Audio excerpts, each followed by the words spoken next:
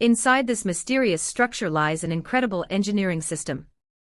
Hidden within are 250 meters of tiny man-made pipes, carrying around 1,500 microscopic particles every second. The temperature inside remains a constant 35 degrees Celsius. But why? Before we reveal the secret, don't forget to like, share, comment, and follow if you enjoy discovering amazing facts.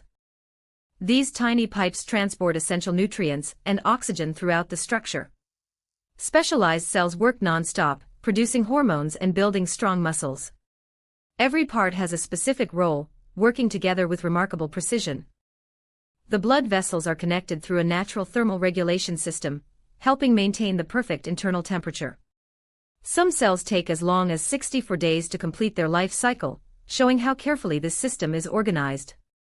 A protective barrier separates the blood from the network of tiny pipes, ensuring everything functions safely and efficiently. Meanwhile, larger vessels help distribute heat evenly, keeping the entire structure at its ideal temperature. What looks ordinary from the outside is actually an extraordinary biological masterpiece, where every cell, vessel, and connection works together to keep the system alive and functioning perfectly.